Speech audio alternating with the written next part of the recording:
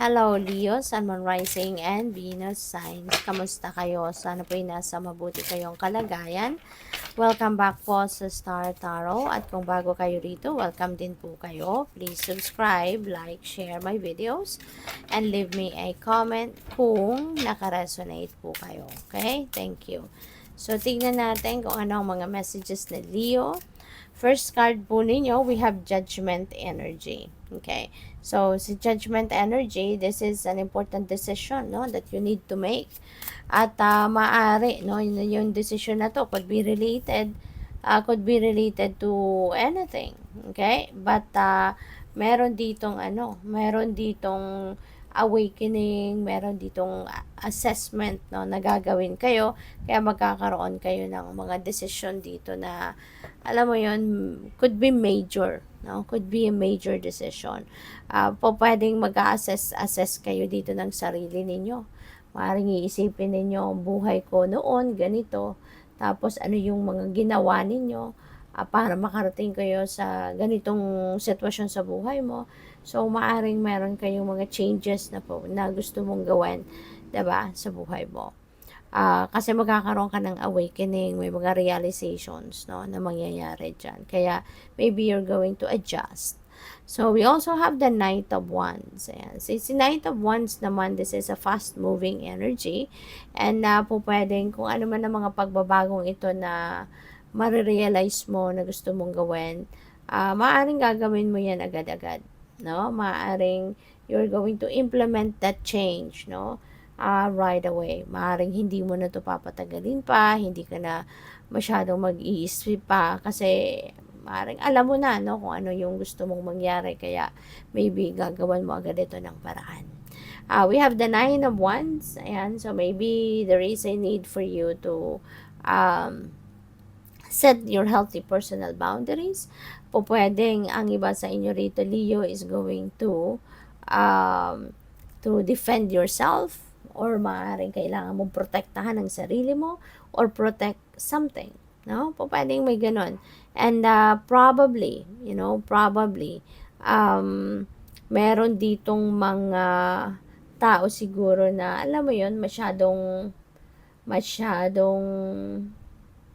abusado, no? Maaring inaabuso ka, dahil siguro sobrang bait mo, sobrang mapagbigay ka, compassionate person ka, kaya to the extent na, alam mo yun, umaabuso na din ng mga tao sa paligid ninyo.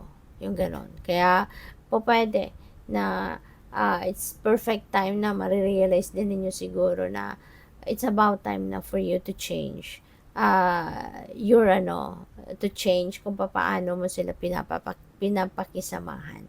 You know? We also have the Fool. The Fool is a new beginning energy, Leo. So, baka meron kayo mga gagawing bagong ganap sa buhay, no? Maaring you're going to start something new in your life. Maaring you are going to you're going to start to enter a new chapter in your life, something na totally new for you. You know, yung bang hindi pa ninyo to nagagawa before, no? Parang sa ngayon, you're going to take the leap of faith, no? Kahit alam mong mangangapa ka sa una kasi totally new for you ito, but nagtitiwala ka sa sarili mo. You are trusting yourself and your capabilities, and lalong-lalo na nagtitiwala ka na God will be there for you, no? Tutulungan ka. Excuse me po. So, we also have the Justice. Yan, Justice card. So, maaring mababalanse mo na din ang lahat sa buhay mo sa ngayon. Baka magsisimula na maging maayos ang lahat. Kasi nga, maaring epekto din yan ang pagbabago dito, no? May mga changes kang gagawin, kaya maaring from here on, mababalanse na din ang lahat. At saka, kung ano man yung, siguro meron kayong mga pinaglalaban, no? Pwedeng meron kang pinaglalaban sa korte, or sa kahit anumang institusyon, maaring meron kayong kino-complain. So, pwede, no, na mapapakinggan ka, at yung decision will be in your favor. No? Kaya magandang sign din ito. So, what else?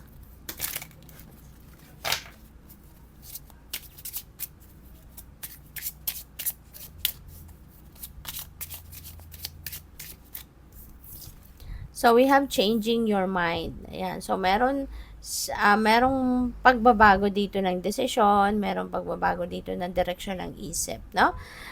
Probably, ang iba sa inyo rito, meron na kayong konkretong plano. You already have a concrete plan regarding something, pero magkakaroon ng adjustment. Magkakaroon ka ng pagbabago. Maybe you are going to reconsider something, kaya maaaring yun na magiging dahilan ng pagbabago ng direksyon na tatahakin mo. For some of you, maaaring kayo ay mag-volunteer, no? Maaaring meron kayong tutulungan. Baka nag-charity work kayo, or pwedeng merong, pick up ko dito, baka merong magdilipat bahay, no? At maaaring kayo ay tutulong sa mga taong ito. So, we also have keep the faith, okay? Yes, you are going to do that kasi nga dito sa the full energy, you're going to take the leap of faith, 'Diba? Ibig sabihin dito na nagtitiwala ka sa universe, you have the trust and faith in him. Kaya kahit hindi mo sigurado kung anong klaseng journey ang pagdadaanan mo dito sa bagong kaganapan na papasukin mo, gagawin mo pa rin, no? Because you're keeping the faith that God and the rest of your spirit team will be there for you at tutulungan ka at susuportahan ka. So, what else? We have family changes. Meron ding mga pagbabago sa pamilya. Pwedeng merong additional na member sa family. Pwedeng ganon, ano? Baka meron ditong manganganak. Pwedeng ikaw yung manganganak or baka yung person mo. Kung hindi man, baka meron kang kapatid na mag-aasawa na. Baka meron kang kapatid na manganganak. Yung ganon. Or baka anak mo, 'di ba? Baka magkakaapo ka na. Yung ganon. Or baka yung anak mo mag-aasawa na, yung mga ganun ba? Or it could be a family dynamic, no, na pwedeng magbago rito, no? So, depende yan sa inyong sitwasyon. But yes, there will be some changes talaga na magaganap in siguro in various areas of life. So, good luck. Thank you for watching. Love and light. Namaste.